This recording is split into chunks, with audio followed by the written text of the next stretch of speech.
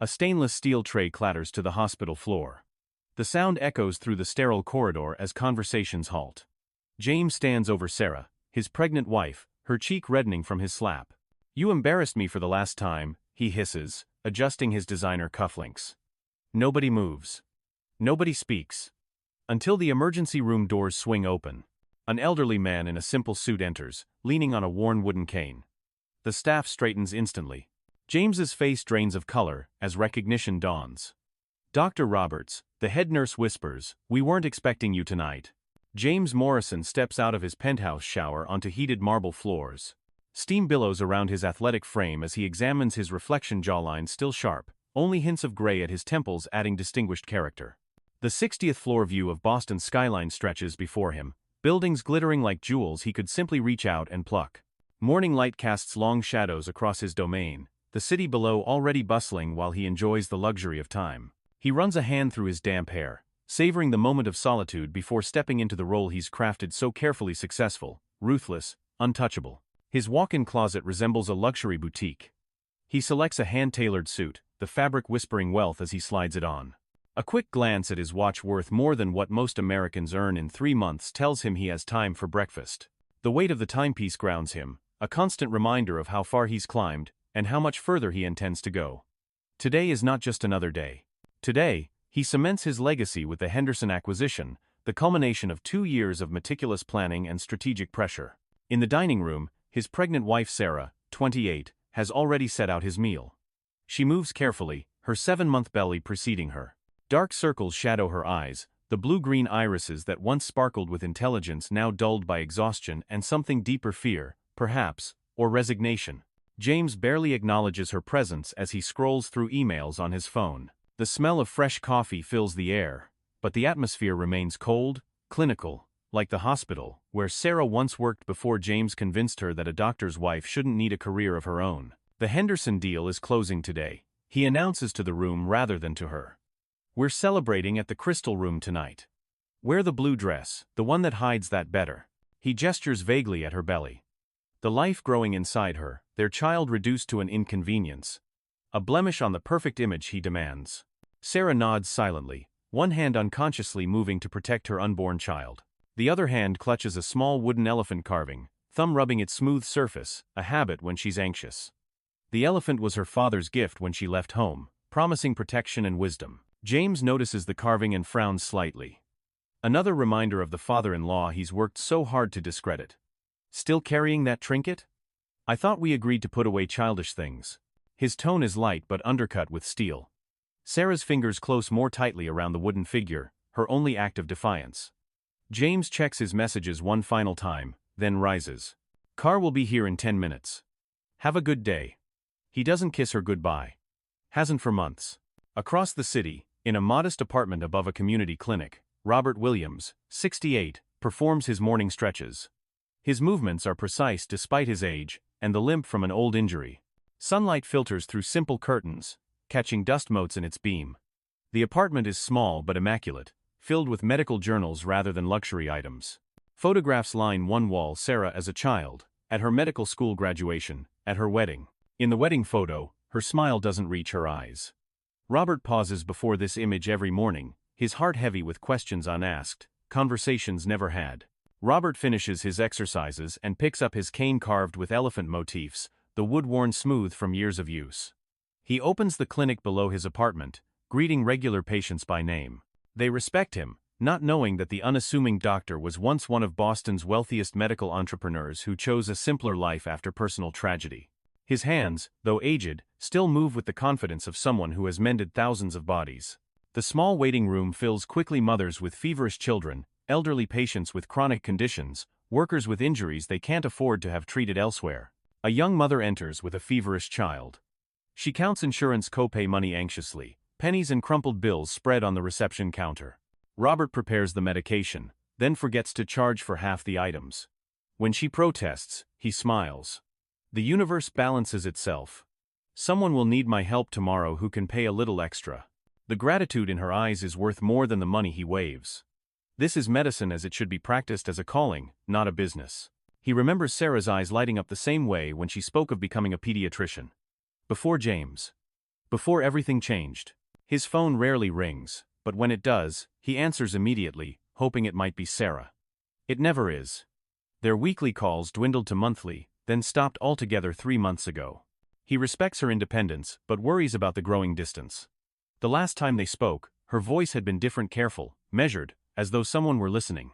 He'd tried asking questions, but she'd deflected each one, ending the call abruptly when he mentioned visiting. That night, he'd pulled out old legal documents, making calls to former colleagues still in positions of influence. Robert takes out a letter-formal stock certificate transfer documents from his lawyer.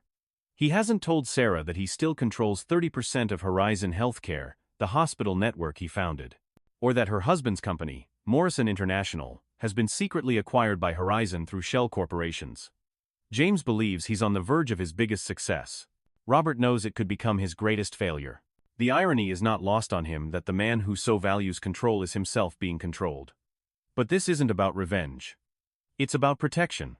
The elephant carving Sarah cherishes and Robert's cane share the same distinctive craftsman's mark, a legacy of protection that spans generations in their family. Neither James nor his business associates know about this connection or Robert's true identity and power. They see only an old doctor, invisible to their world of wealth and prestige. It's an invisibility Robert has cultivated carefully, watching from the shadows as his daughter's husband revealed his true character through his business dealings, pricing life-saving medications beyond reach, shuttering mental health facilities to build cosmetic surgery centers, falsifying research data when it suited his profit margins. That afternoon, James stands before his executive team, confidence radiating as he outlines the Henderson acquisition. By tonight, we'll control the entire Northeast regional medical supply chain, he boasts. I've negotiated exclusive terms that will triple our profits within a year. The boardroom responds with appreciative murmurs. None dare question his methods, those who did are long gone. James thrives in this environment of deferential nods and calculated ambition. Here, he is king. Here, the ruthlessness that Sarah finds so disturbing is his greatest asset. What James doesn't mention is how he secured those terms, threatening Henderson's daughter with compromising photos, fabricated but convincing. Or how he systematically isolated Sarah from her family and friends, convincing her that her father abandoned his medical empire in shame and now lives in poverty because of poor decisions. The perfect wife is a controlled wife. The perfect life is one where appearances matter more than truth. James has built his empire on such calculations, each moral compromise justified by the success that followed. In truth, Robert had voluntarily stepped away from the corporate medical world after Sarah's mother died, seeking meaning beyond wealth. He maintained control quietly, watching from afar as James rose through the ranks, identifying him as dangerous long before he married Sarah. The defining pain in Sarah's life was believing her father chose his simple clinic over providing for her education. The truth that he had fully funded her medical studies through anonymous scholarships remained his secret, one of many kept to protect her independence. As evening approaches, two worlds prepare to collide. James adjusts his tie, anticipating triumph. Robert receives a text from an old friend who works at Boston General Hospital. "Your daughter is here. Something feels wrong." He reaches for his cane, the elephant head handle smooth under his palm. Outside, clouds gather on the horizon, the first hint of an unexpected storm moving toward the city. Within hours, everything will change. Boston General Hospital's main corridor gleams under fluorescent lights, the antiseptic smell mixing with the scent of fresh flowers at the reception desk. Medical staff and visitors move purposefully through the halls, a choreographed dance of efficiency and care. James guides Sarah through the hospital with a proprietary hand at her lower back, his smile practiced and cold. His eyes scan the room, noting who's watching, who matters, who might be useful. This evening isn't about healthcare, it's about power, about cementing his position at the top of the medical business world. The blue dress strains against Sarah's pregnancy, clearly not designed for her current state. She clutches her small elephant carving in her purse for comfort, fingers seeking its familiar contours whenever James looks away. Once, she moved through these halls with purpose, a doctor respected by her peers. Now she's reduced to an accessory, a trophy. James introduces her to business partners with dismissive brevity. "My wife." Never her name, never her former career as a pediatrician before he convinced her to quit. The introductions sting more than they should after all this time. She should be used to this erasure by now. Henderson, a nervous healthcare executive with thinning hair, shakes James's hand too enthusiastically. "Everything's set for signing after the gala," he says, eyes darting to his phone as though expecting bad news. "The board is fully on board now." James smirks, knowing what Henderson fears might be released if the deal falls through. The photos don't exist, but Henderson doesn't know that. The threat alone was enough. The suggestion that his daughter's indiscretions might become public, that her medical career might be over before it began. Just business, James tells himself. Just leverage. Sarah excuses herself to the restroom, needing a moment away from the suffocating politeness, the undercurrent of threat that follows her husband like a shadow. In the hospital bathroom, she splashes water on her face and takes deep breaths. The cool water brings momentary relief, but the face in the mirror remains a stranger's, pale, cautious, eyes too wide. An elderly cleaning lady offers her a paper towel, dark eyes kind in a face mapped with wrinkles. Human connection, so rare now in Sarah's carefully isolated world, brings unexpected tears to her eyes. "Are you all right, honey?" the woman asks with concern, the simple question piercing Sarah's composure. "Just tired," Sarah responds. Grateful for the kindness, but careful not to reveal too much. James has taught her the consequences of saying the wrong thing to the wrong person. "The little one is strong," the woman observes, nodding toward Sarah's belly. "I can tell from how you carry. A fighter." Her smile crinkles the corners of her eyes, genuine warmth in a cold place. Sarah smiles genuinely for the first time that evening. "Like my father," she whispers, then catches herself. The admission feels dangerous, a betrayal of the narrative James has constructed so carefully. But something is shifting inside her, some long-dormant seed of resistance beginning to sprout. Perhaps it's the baby, perhaps it's being back in a hospital, the place where she once had purpose, identity, strength. When Sarah returns, James is deep in conversation with Henderson and doesn't notice her for several minutes. When he finally acknowledges her, his eyes narrow at her reddened eyes. "Pull yourself together," he mutters, fingers digging into her elbow. "The chief of surgery just arrived. I need you to look happy." His breath smells of expensive scotch, his words clipped with barely contained irritation. Sarah nods, slipping back into the role of perfect wife, the mask settling into place with practiced ease. But something has changed. The mask feels heavier tonight, the role more difficult to play. A hospital orderly arrives with champagne for the gala, in the conference room. Crystal flutes catch the light as James raises his glass in a toast. To new beginnings and profitable partnerships. The room responds in kind, a chorus of agreement from people who have learned that disagreeing with James Morrison is bad for one's career prospects.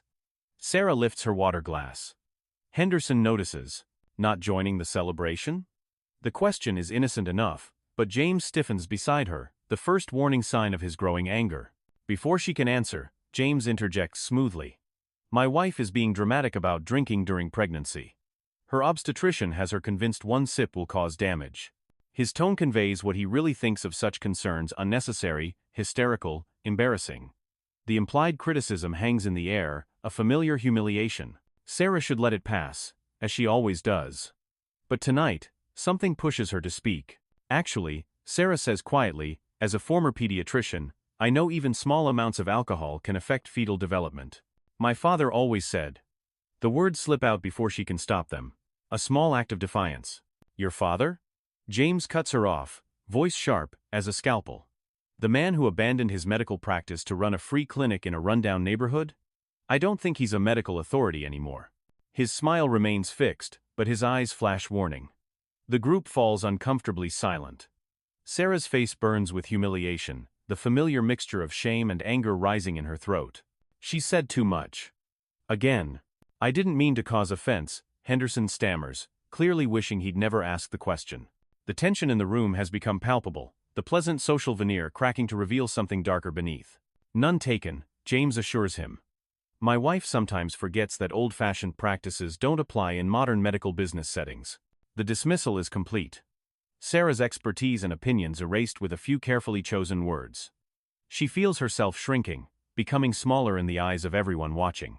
The baby kicks inside her, a reminder that she is not alone, that there is one being in the world who depends entirely on her strength. On her choices. Sarah places her napkin on the table. "Excuse me, I need some air." The words come out steadier than she feels, surprising her with their clarity. "Sit down," James hisses, grabbing her wrist under the table hard enough to bruise. "We're not finished." His fingers press into the soft flesh where her pulse beats rapidly, a physical reminder of his control. She pulls away, drawing strength from some untapped reserve. "The baby is kicking. I need to walk." It's not entirely a lie, the baby is active tonight, responding perhaps to her own elevated heart rate, her own stress. James's expression darkens as she stands, his public mask slipping to reveal the man she's come to fear in private. In a fluid motion that takes everyone by surprise, he rises and slaps her. The crack of his hand against her cheek silences the entire corridor. Sarah's water glass topples, shattering on the hospital floor. The sound seems to hang in the air, crystal notes of a broken moment that can never be repaired. Pain blooms across her cheek, but the greater shock is that he's done this here, now, in public. The final boundary crossed. "You embarrass me for the last time," James says. Voice controlled despite his visible rage. His eyes are cold, calculating even in anger. The mask has fallen completely now, revealing the true face beneath. No one moves. The hospital staff freeze in place, caught between professional protocol and human decency. Henderson looks down at his shoes, suddenly fascinated by their polished surface. In the horrible silence, the emergency room doors swing open, the hydraulic hinge releasing a soft hiss that seems thunderous in the stillness. Every head turns toward the sound, grateful for any distraction from the violence they've just witnessed. Robert Williams enters, leaning on his elephant-headed cane. Age has bent his frame, but not his dignity. He wears a simple suit, well-made, but not ostentatious. The head nurse rushes forward, eyes wide with recognition and respect. "Dr. Roberts," she says with clear deference, "we weren't expecting you tonight." The words echo through the corridor, reaching James and Sarah like a lifeline thrown into turbulent waters. Sarah's heart lurches in her chest, impossible hope blooming. James's face contorts in confusion. He knows that name, but can't place it. The staff's reaction puzzles him. Why would they show such respect to an elderly man in a modest suit? The whispers start immediately, staff members leaning toward each other, eyes darting between the newcomer and James.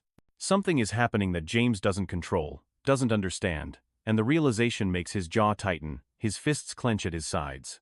Robert's eyes find Sarah immediately, taking in her reddened cheek and protective hand over her belly. Something dangerous flashes in his expression before settling into perfect calm, the still surface of deep water. He moves forward with purpose, each tap of his cane on the polished floor a declaration. The crowd parts for him instinctively, responding to an authority they recognize on some primal level. "What is this?"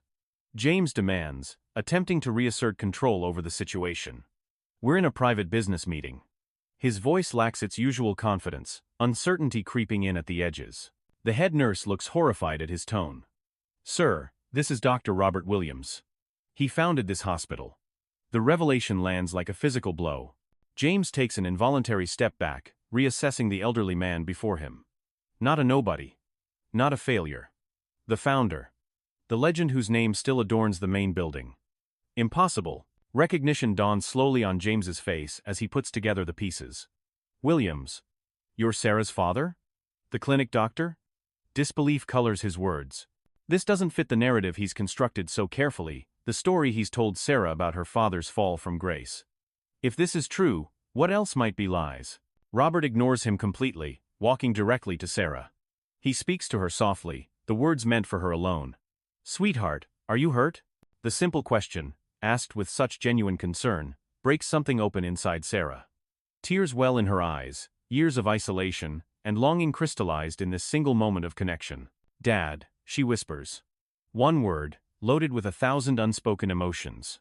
The wooden elephant weighs heavy in her pocket, its significance suddenly clear. James regains his composure, extending his hand to Robert. "Dr. Williams. This is an unexpected pleasure. There seems to be some confusion about your current circumstances." Sarah was under the impression. The smooth recovery is masterful, the businessman in him already calculating how to spin this unexpected development. "That I lost everything?" Robert finishes, still not looking at James. "That I live modestly above my little clinic?"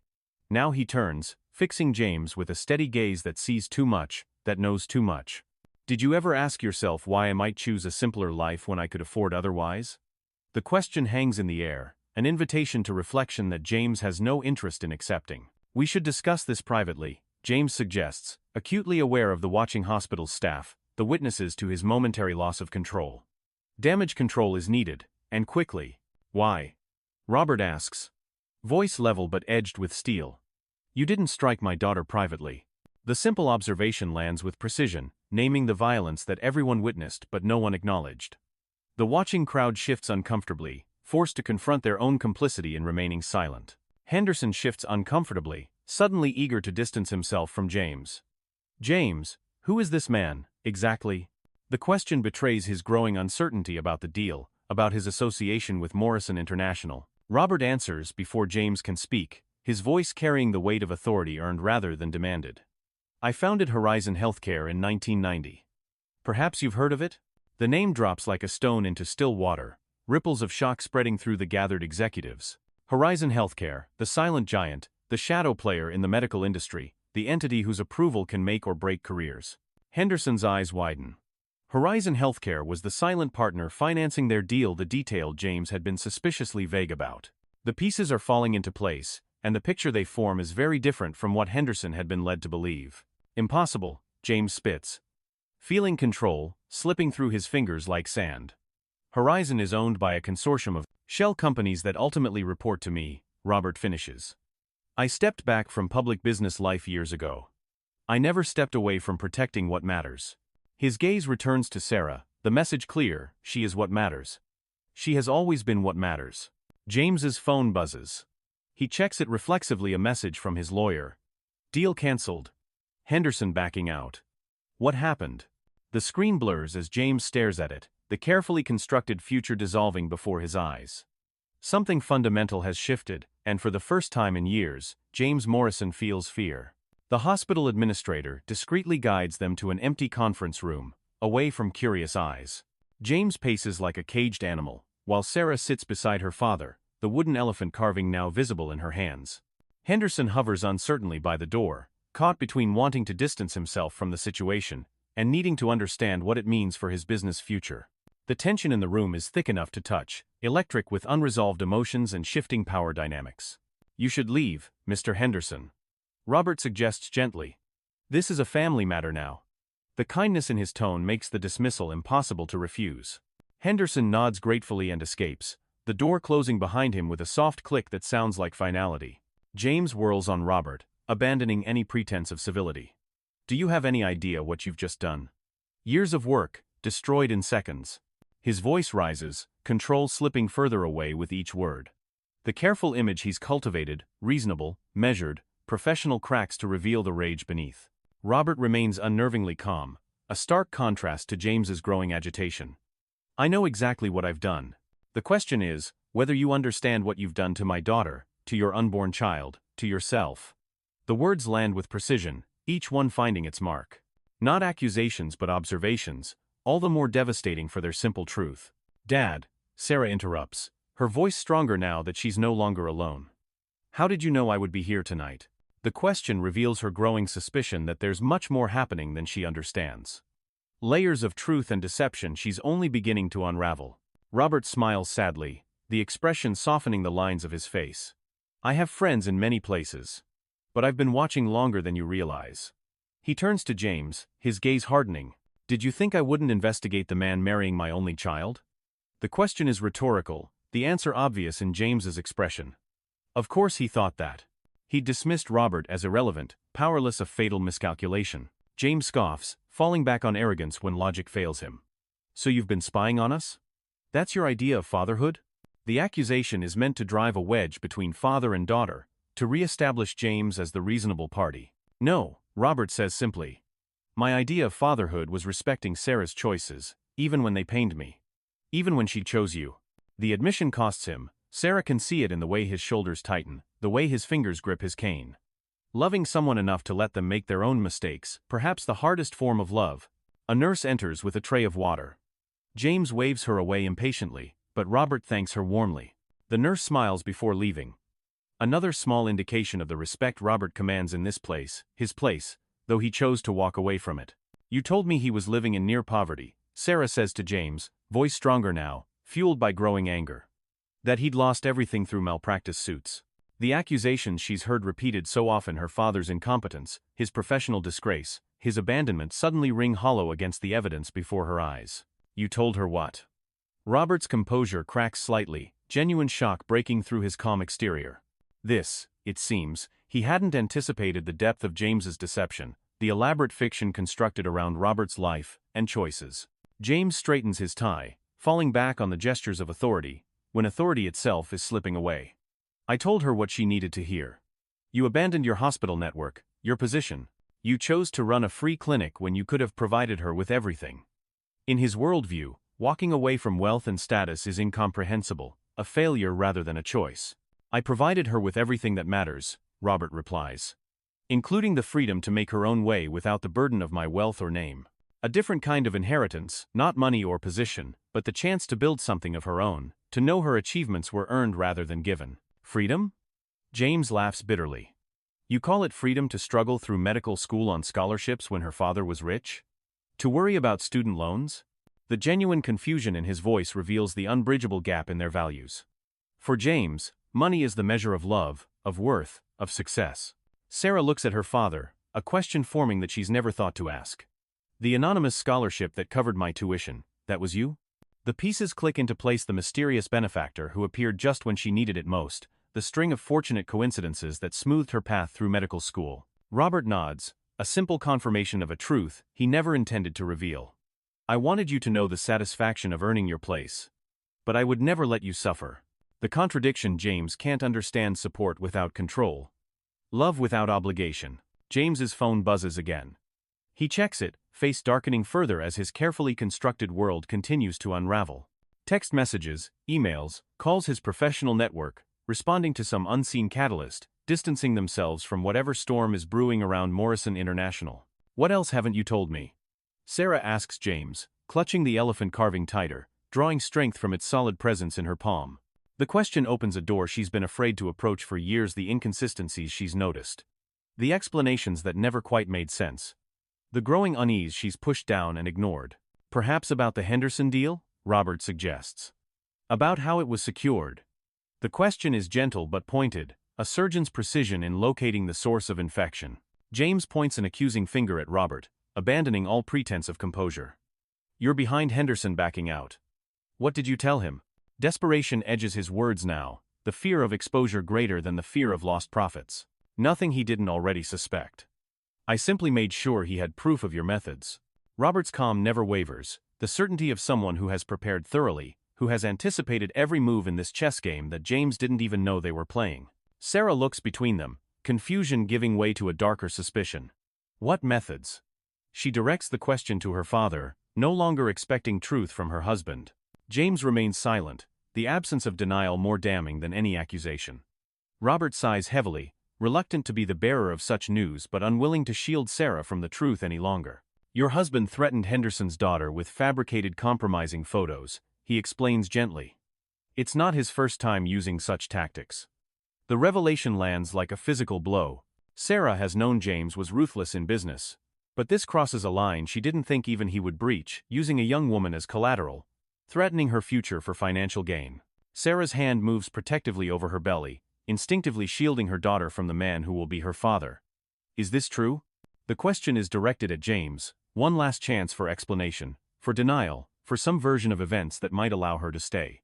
Business requires leverage, James says defensively, not quite meeting her eyes. You wouldn't understand. The dismissal is familiar, the same tone he's used countless times to end conversations about his work, to establish boundaries she wasn't permitted to cross. I understand perfectly, she replies, voice steady despite her tears. I understand why you isolated me from my colleagues. Why you checked my phone.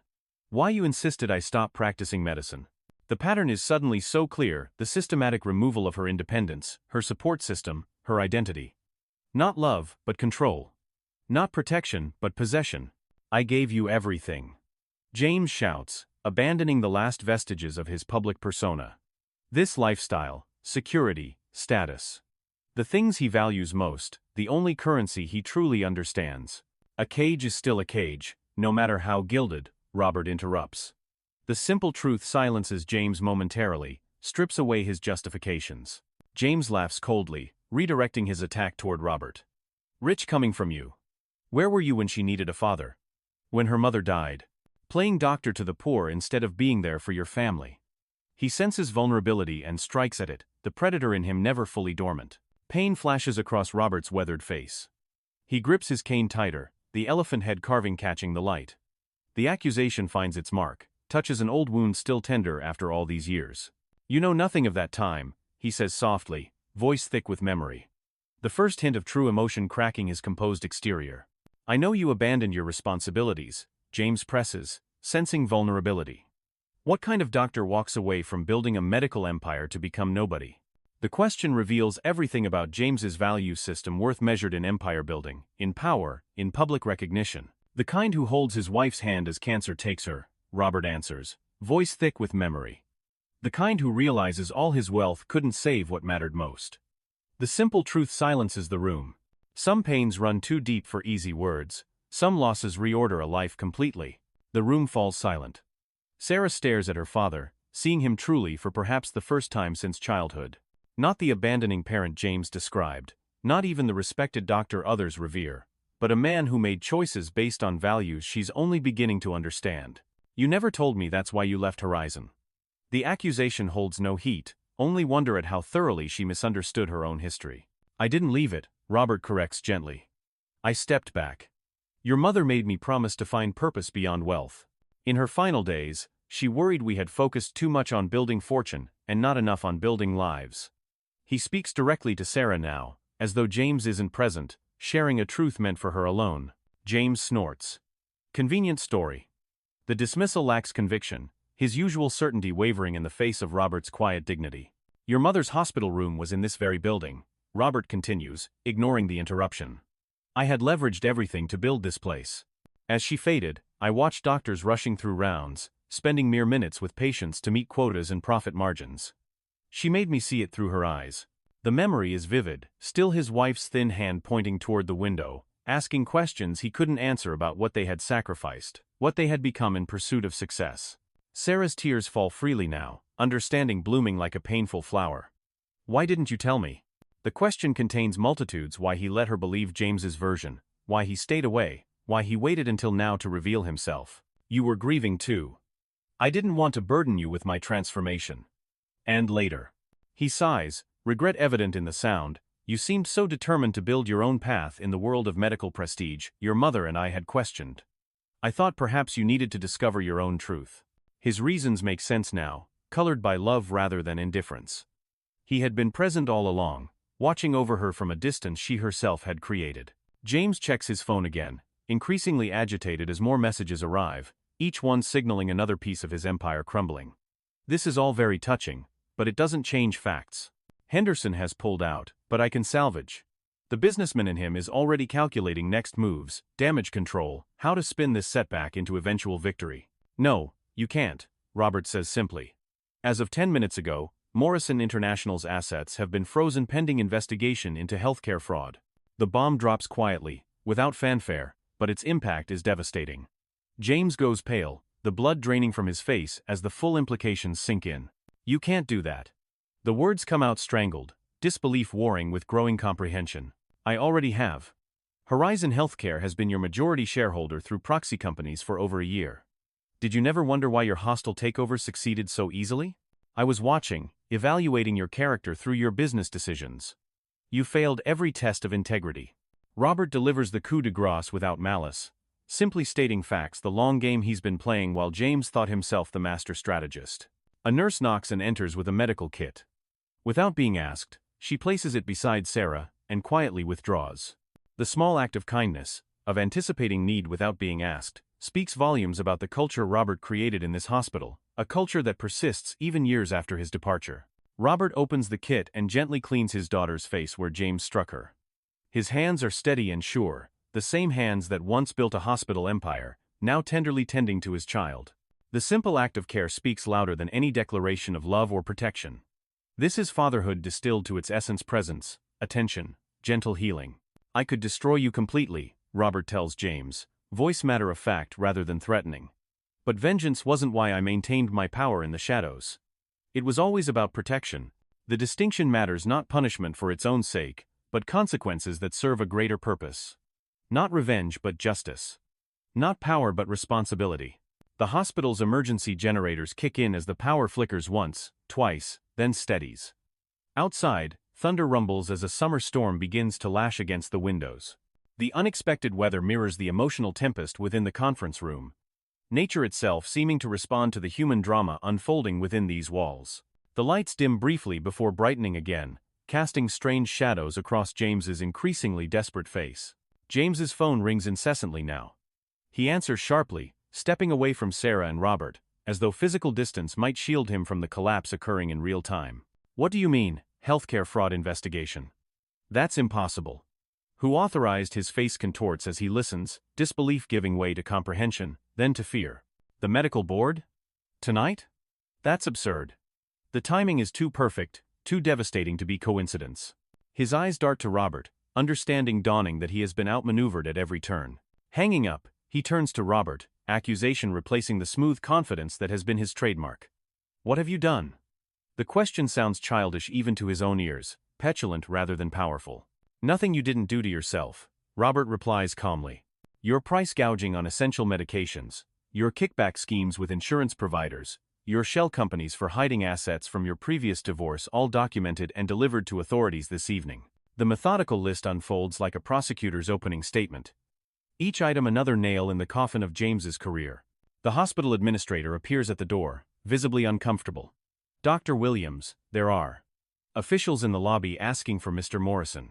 The hesitation in his voice speaks volumes. The swift fall from power has already begun. Yesterday, James Morrison was untouchable. Today, he is toxic. James looks trapped. His eyes dart to the service exit. Fight or flight activating in his brain, survival instincts kicking in. Run. Hide. Escape the consequences that have finally caught up to him. Running would only make it worse, Robert advises, reading his intention clearly. Face the consequences with dignity, at least. The advice is genuine, perhaps the only kindness Robert has offered him directly. Consequences? James laughs bitterly. Do you think prison is where someone like me ends up? My connections. The arrogance resurfaces, a drowning man clutching at familiar straws. Are withdrawing their support as we speak, Robert interrupts. Self-preservation is the first instinct of the corrupt. He would know he's watched this pattern play out countless times over decades in business. The powerful protect their own interests above all else.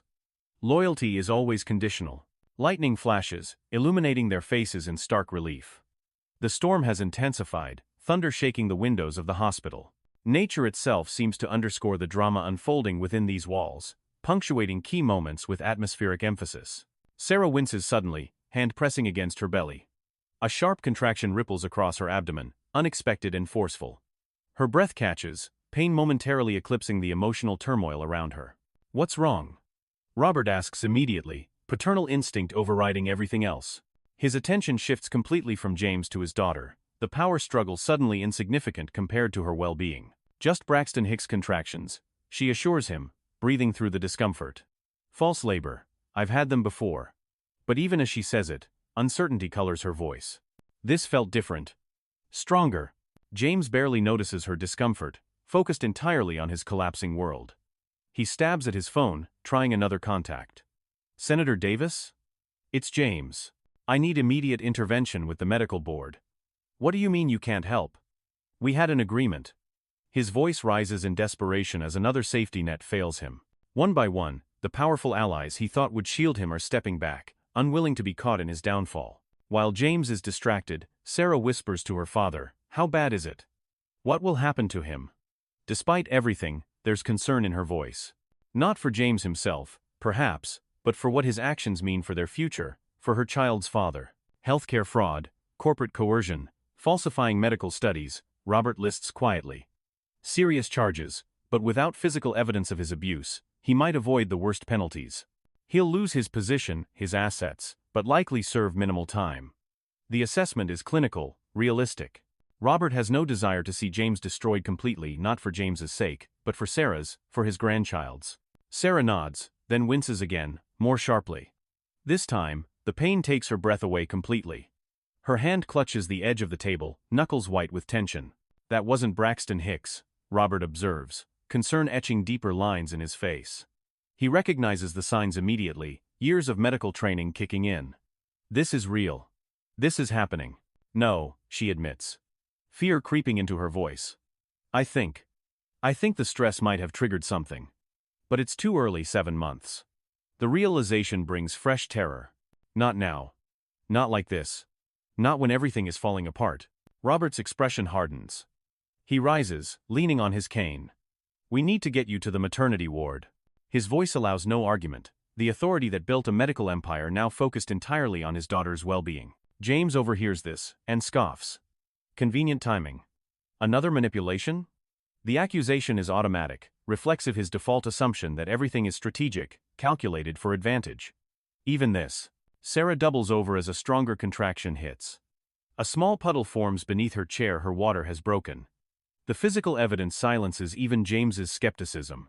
This is happening, whether anyone is ready or not. James's eyes widen with genuine alarm for the first time. This isn't part of some scheme? The question reveals his warped worldview more clearly than anything else. Could the assumption that even pregnancy, even childbirth, might be weaponized for strategic advantage? You think she would risk your child's life to avoid your arrest? Robert asks incredulously. The question hangs in the air, unanswerable. Even James must see the absurdity of his accusation now. The administrator appears again, tension evident in his posture. Sir, the officials are insisting. His eyes dart between James and the corridor where law enforcement waits, caught between professional responsibility and human compassion. My daughter needs emergency obstetric care, Robert interrupts. Now. The command brooks no argument. In this moment, he is not the retired founder but the man whose name is on the building. His authority reasserts itself effortlessly, years of deference from hospital staff, rushing back in an instant. The elevator to maternity is down from the power surge, the administrator reports. We're using the service elevators, but they're prioritizing NICU transfers. The stairs are the quickest route to labor and delivery on the East Wing. The logistics of a hospital in partial emergency mode create unexpected complications, critical systems functioning but strained. Robert thinks quickly, mind racing through options. Call Dr. Matthews in obstetrics. Tell her it's for my daughter. He provides a number from memory. Even after years away, he knows exactly who to call, which doctor will respond without question.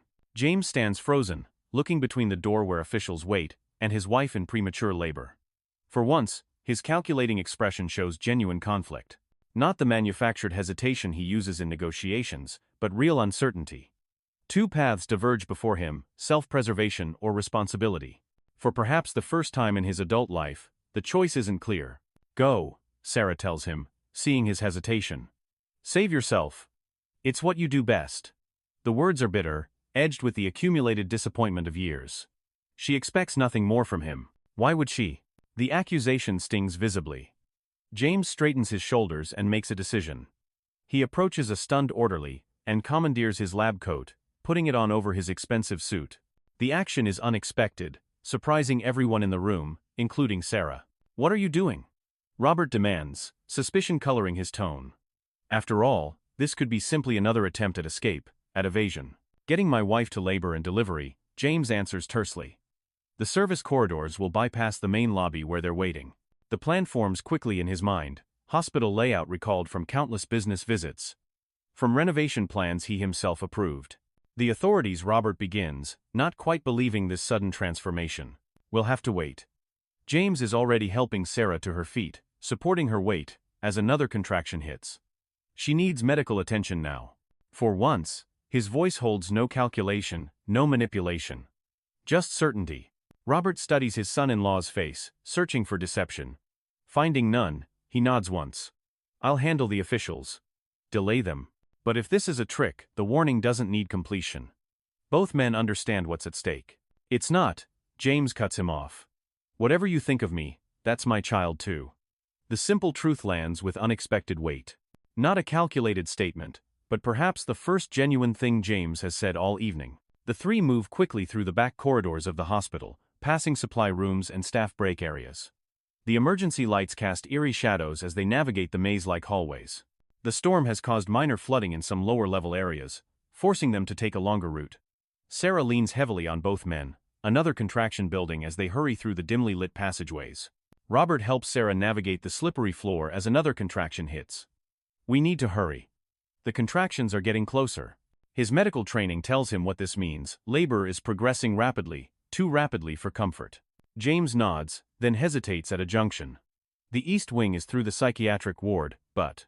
His voice trails off, uncharacteristic uncertainty crossing his face. But what?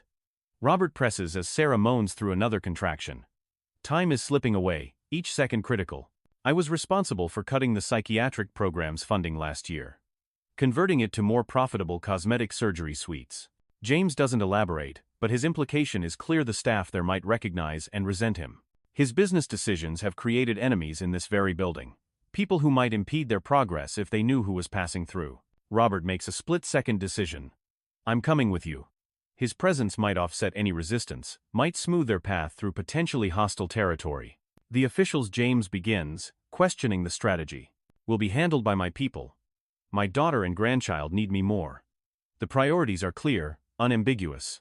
Robert has made his choice: family over everything else. The lesson he tried to teach Sarah years ago, the value that ultimately guided his own life's transformation. James doesn't argue further. They continue through the dimly lit corridors, Robert supporting Sarah, his cane tapping against the floor, the elephant head catching the emergency lights. The sound creates a rhythm: tap, step, a heartbeat for their urgent journey. As they approach the psychiatric ward entrance, they see two security guards at the main hospital lobby through a connecting corridor. James ducks lower, turning away from them. The sight of official figures searching for him sends an instinctive shiver down his spine, sensing predators nearby. They enter the psychiatric ward, now half converted to private suites. Construction tarps hang from the ceilings, and equipment sits idle, due to the power fluctuations. Sarah's contractions intensify as they navigate through the renovation chaos. The symbolic journey isn't lost on any of them, passing through a space in transformation, neither what it was, nor what it will be. A liminal space, perfect for this moment of radical change. A fallen ceiling panel blocks their path. James curses, looking for an alternate route. The obstacle seems insurmountable until Sarah gasps, another contraction hitting hard enough to double her over. Time is running out. There's no time, Robert says, checking Sarah's condition with professional efficiency. Her contractions are 2 minutes apart. His experienced eye sees what the others might miss: this baby is coming soon, ready or not. James makes a decision. There's a treatment room right through here. Not fully equipped for delivery, but it has basic supplies. He points toward a door half hidden by construction materials, knowledge of the hospital layout guiding him even through this chaos. How do you know this place? Robert asks suspiciously. After all they've revealed tonight, trust remains thin, fragile as glass. James's eyes meet his in the dim emergency lighting. I funded a mental health crisis intervention unit here. Anonymously. Tax benefits, he adds quickly, unwilling to claim any moral high ground. The admission comes reluctantly, as though revealing a weakness rather than a strength. The revelation hangs between them as they help Sarah toward the treatment room. One more contradiction in a night full of them. James Morrison, the ruthless businessman who cut psychiatric funding for profit, also secretly funded mental health crisis intervention. The contradiction seems impossible to reconcile, yet here they are, both truths existing simultaneously. Dawn breaks over Boston, the storm having passed in the night. Sunlight streams through the windows of Boston General Hospital, creating golden patterns across sterile floors. In a private room in the maternity ward, Sarah holds her tiny daughter, born premature but stable. The labor was difficult, but mercifully quick. Mother and child both survived the dangerous early delivery, thanks to quick action and, against all odds, teamwork between the two men who couldn't be more different. The incubator stands ready nearby, but the doctors have allowed this brief moment of contact before the baby must return to its protective environment. Sarah's finger traces her daughter's impossibly small features, perfect in miniature. Fragile yet fierce in her determination to survive. Robert sits beside the bed, his cane propped against the wall. The elephant head carving seems to watch over the scene protectively, its carved eyes witnessing the beginning of a new generation. Outside the door, 2 police officers wait patiently. The reckoning delayed by emergency has not been forgotten, merely postponed. James enters, escorted by a 3rd officer. His designer suit is rumpled, his hair disheveled, but his eyes are clear. Something has shifted in his demeanor, the desperate arrogance replaced by something quieter, more reflective. The officer nods respectfully to Robert before stepping outside to join his colleagues, leaving the door ajar. A small courtesy, allowing this moment of family connection before duty resumes. They're allowing me 30 minutes, James explains quietly. To meet my daughter before they take me in for processing. The simple statement contains no complaints, no attempts to evade or negotiate. Just acceptance of what comes next. Sarah studies her husband, seeing him truly for perhaps the first time. Not the polished facade, not the controlling presence she's come to fear, but a man at a crossroads.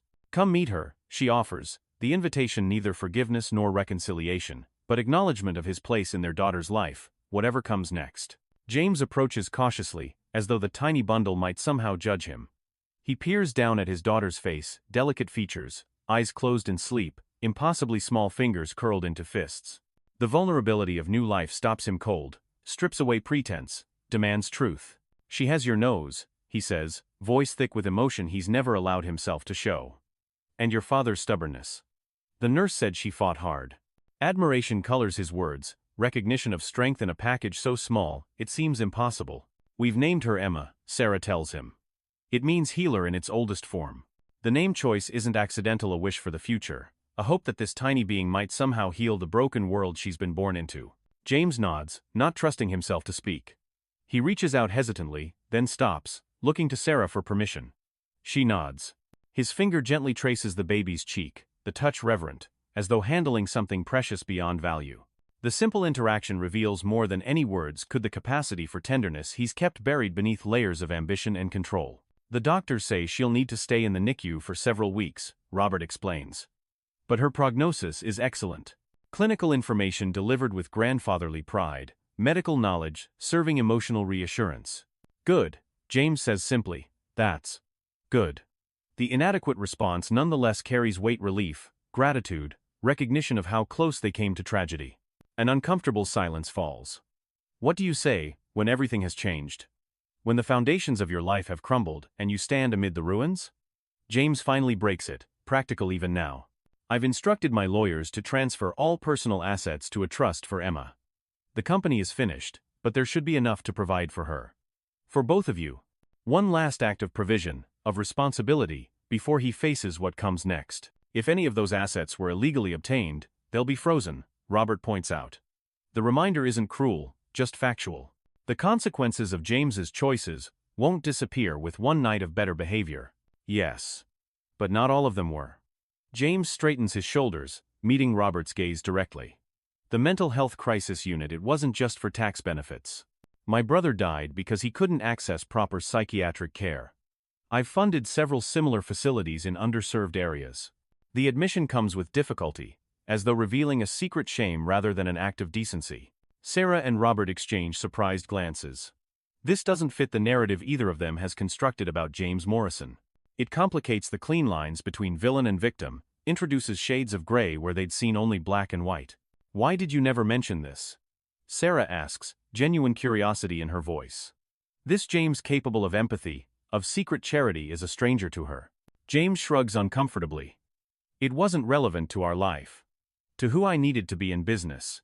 The explanation reveals volumes about his compartmentalized existence, different selves for different contexts, never integrated, never whole. "And who was that?"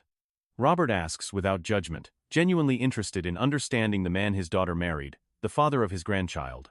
James considers the question seriously, perhaps for the first time. "Someone who couldn't afford weakness. Compassion is exploited in the medical business world. I compartmentalized. The business James made the money. The private James directed some of it too. Balancing the scales. The insight comes too late to save his career, his marriage, his freedom. But perhaps not too late for his soul. Yet you treated your own wife with the same ruthlessness," Robert observes.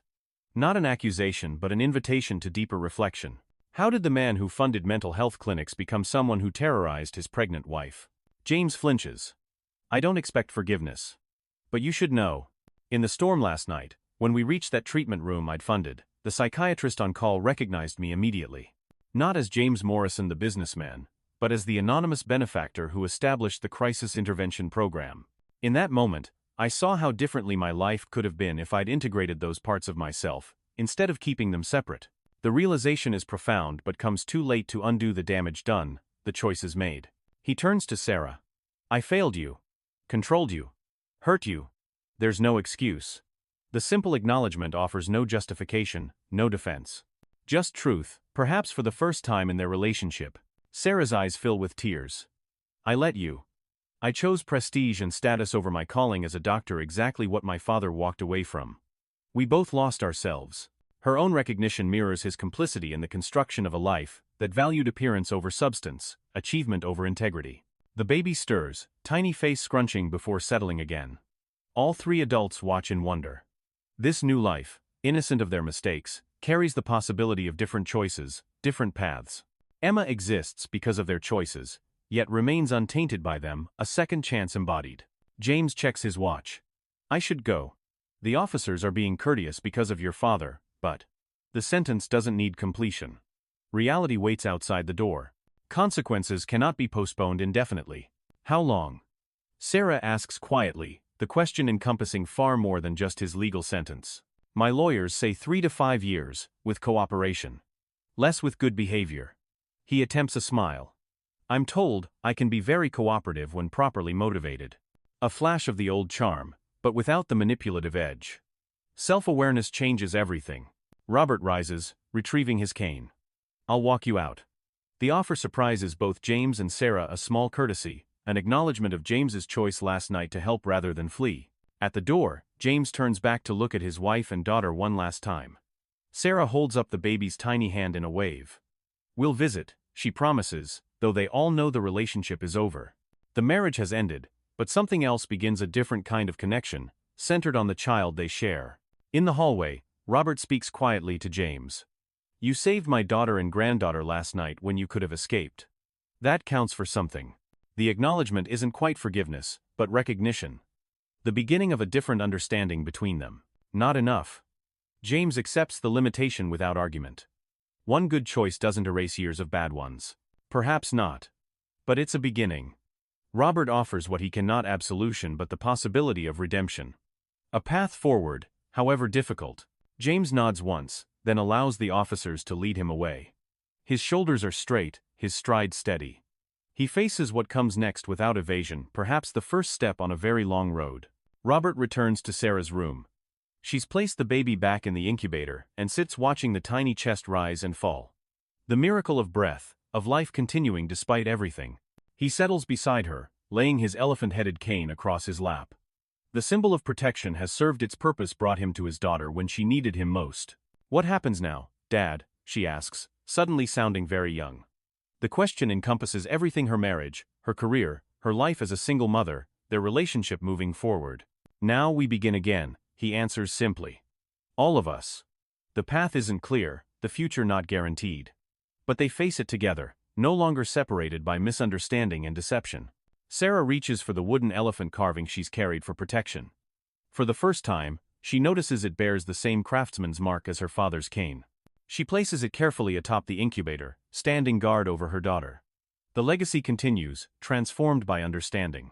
From protection to connection, she murmurs, understanding the symbolism at last. Not a shield to keep others out, but a bridge to bring the right people in. Exactly. Robert smiles, taking her hand in his weathered one. Their fingers intertwine, the connection re-established. Stronger perhaps for having been tested. Outside, Boston glistens in the morning light, washed clean by the storm. The city continues its endless rhythm, lives beginning and ending, choices made and unmade, second chances emerging from the wreckage of first mistakes. Within the hospital walls, a family reconfigures itself around new understanding, new life. The healing has begun.